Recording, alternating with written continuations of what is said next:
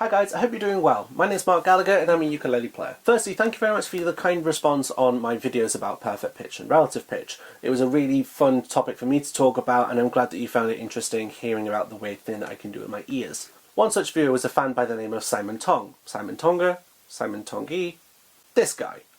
And he specifically asked me to do a video about vocal harmonies, which is something that I know a lot of singers struggle with. They kind of want to know what sort of rules to follow. So yeah, here I am, by the request of Simon. This is a video about vocal harmonies.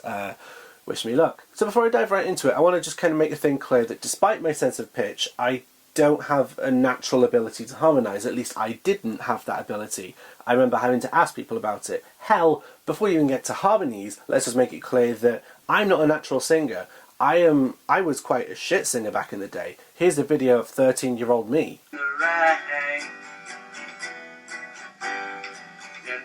Preparation for my reputation once again.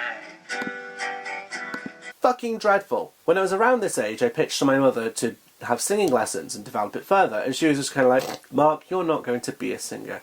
And I think it's wonderful that now that's like my job. But I never had any formal vocal training. I just kept singing badly. And somehow I got better. One of the biggest compliments that someone can give me is talking about my voice or praising my singing, because I was notoriously really bad back in the day. So harmonies. When I was about 13, 14, I remember asking a few people, singer friends, hey, how do you do that harmonizing thing? What is it that you're doing? And they were all like, I just do it. So to be fully honest, I didn't quite understand how it worked. However, I was greatly involved with the music department in high school, and most of my lunchtimes and after schools were occupied in some club or another, be it orchestra, samba band, ukulele club, choir. I wanted to be in the jazz band, but my teacher would never let me in. So during my time in high school, I was involved in choir, and I was understanding how voices were working together, how different vocal parts were arranged, and I must have had some base level understanding of harmony from this idea. However, that being said, I don't think I've got any sort of breakthrough moments of when I realised how to harmonise or how I could harmonise. I just sort of did it. So my main bit of advice to people who want to harmonise vocally but they're struggling to know how to, just keep singing. Just put on the radio, sing along to the radio, try and harmonise. It's sort of a trial and error, trial improvement thing. So when you're singing along to the radio or to the CD or whatever music you put on, make sure that you are not singing the melody line. Make sure you're singing a little bit above the melody line and try and find things that work and things that don't. Keep things that do, discard the things that don't. So that's my general non-musical advice, but I will look into some of the rules that make harmony. So for this example, we'll use the key of C, so that's got the notes C, D, E, F, G, A, B, and then back to C for the octave. And we're going to look at the song Frère Jacques. I'm sure you all know that song anyways, but if you don't, I find your lack of childhood disturbing. So harmonies, how do they work? Well, firstly, scales are everything. What makes harmonies work is that they are intervals of a scale. An interval is the gap between two notes, and we use different terms, sort of adjectives, to describe how big the interval is. The first interval we'll look at are seconds. So if we've got our first degree of the scale C, then the second degree of the scale is D. So that is a second. It sounds like this. Horrible! Seconds sound shite, we don't harmonise with seconds. The next interval along are thirds.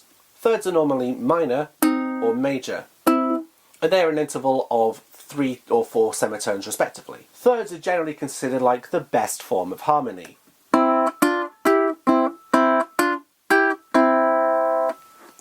So in the nursery rhyme, the notes C, D, E, C are being harmonised with the notes E, F, G and E. This is because the distance between C and E is a major third, 4 semitones. D and F is a minor third, 3 semitones. E and G is also a minor third, which is 3 semitones. Thirds are generally considered to be the best, nicest sounding form of harmony. Another interval is the perfect fourth. So if we look at our C major scale, we've got C, D, E, F. So we use the notes C and F. Sounds quite not too harmonious, but there's something there. In the song, it sounds like this.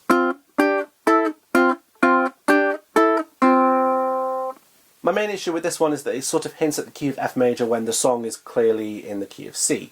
But you can sort of see the resemblance. That's a fourth, that's what it sounds like. Next one along is the fifth. So looking at our scale, it's C, D, E, F, G. So look at the notes C and G, and then we use that same interval, that same gap of a fifth, we use that throughout. So a fifth sounds like this.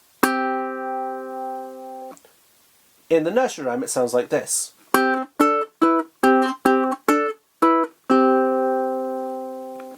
A fifth feels like a way of sort of expanding it, but there is sort of like a certain hollow quality to this. Generally speaking, a fifth is used in three-part harmony. You'll normally have like the first, if someone's singing the melody line, you'll have someone harmonizing in thirds, and then you'll top that off with the fifth. This creates movement akin to that of like major and minor triads. The next interval we'll look at is the sixth, generally considered the second nicest.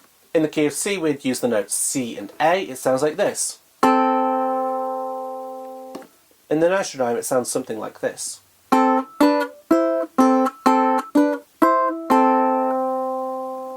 It sounds pretty nice. A sixth can also be major or minor, similar to that of a third.